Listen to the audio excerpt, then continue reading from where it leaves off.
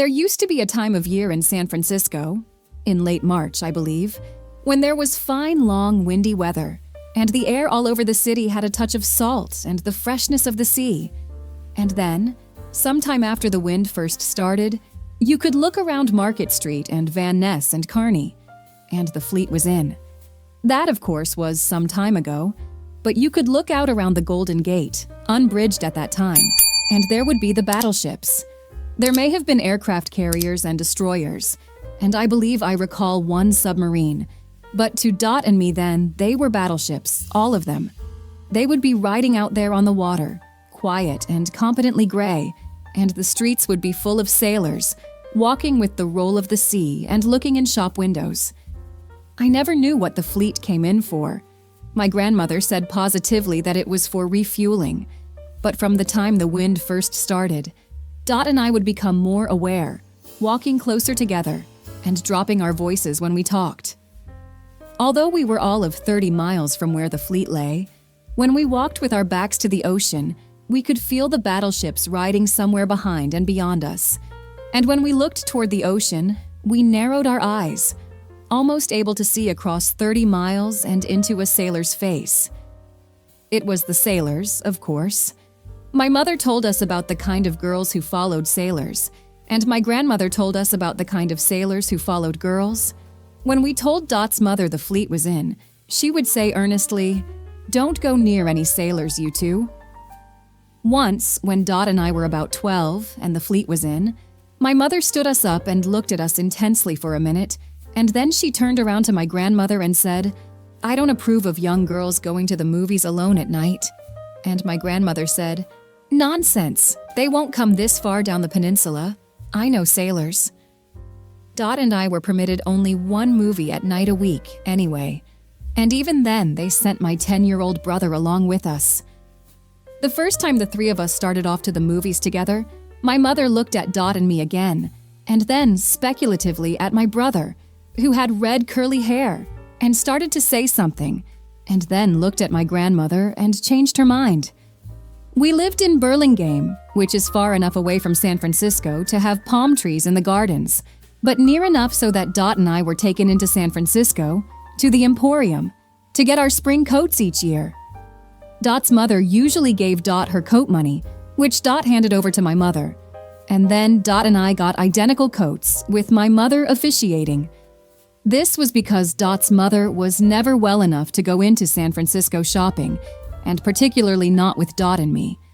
Consequently, every year, sometime after the wind started and the fleet came in, Dot and I, in service-weight silk stockings which we kept for that occasion, and each with a cardboard pocketbook containing a mirror, a dime for luck, and a chiffon handkerchief caught at one side and hanging down, got into the back seat of my mother's car with my mother and grandmother in the front, and headed for San Francisco and the fleet. We always got our coats in the morning, went to the Pig and Whistle for lunch, and then, while Dot and I were finishing our chocolate ice cream with chocolate sauce and walnuts, my grandmother phoned my Uncle Oliver and arranged to meet him at the launch, which took us out to the fleet. My Uncle Oliver was taken along partly because he was a man, and partly because in the previous war he had been a radio operator on a battleship, and partly because another uncle of mine, an Uncle Paul, was still with the Navy. My grandmother thought he had something to do with a battleship named the Santa Volita, or Bonita, or possibly Carmelita, and my Uncle Oliver was handy for asking people who looked like they might know my Uncle Paul if they did know him. As soon as we got on a boat, my grandmother would say, as though she had never thought of it before, "Look, that one over there seems to be an officer. Ollie, just go over casually and ask him if he knows old Paul." Oliver, having been one himself, didn't think that sailors were particularly dangerous to Dot and me if we had my mother and my grandmother with us. But he loved ships, and so he went with us and left us the minute we were on board. While we stepped cautiously over the clean decks, eyeing the lifeboats apprehensively, my Uncle Oliver would touch the gray paint affectionately and go off in search of the radio apparatus. When we met my Uncle Oliver at the launch, he would usually buy Dot and me an ice cream cone each, and on the launch, he would point out various boats around and name them for us.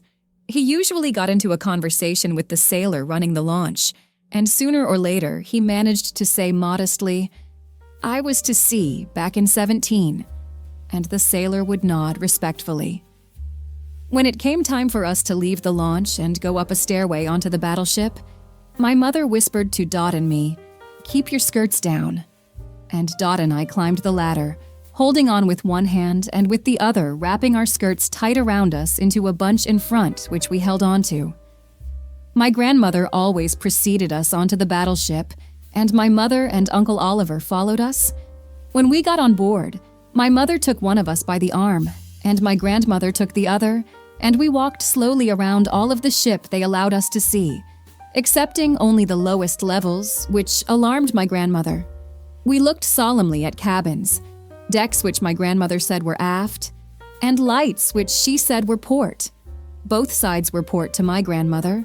She believed that starboard was up, in the sense that the highest mast always pointed at the North Star.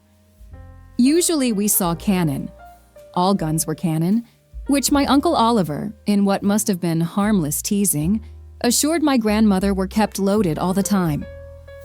In case of mutiny, he told my grandmother, there were always a great many sightseers on the battleships, and my Uncle Oliver was fond of gathering a little group of boys and young men around him to explain how the radio system worked. When he said he had been a radio operator back in 17, someone was sure to ask him, "Did you ever send out an SOS?"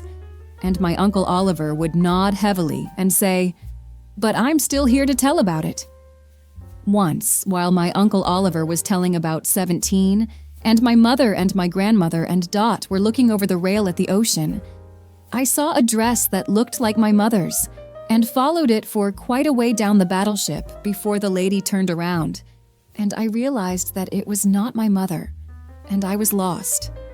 Remembering what my grandmother had told me, that I was always safe if I didn't lose my head, I stood still and looked around until I isolated a tall man in a uniform with lots of braid. That will be a captain, I thought, and he will certainly take care of me. He was very polite.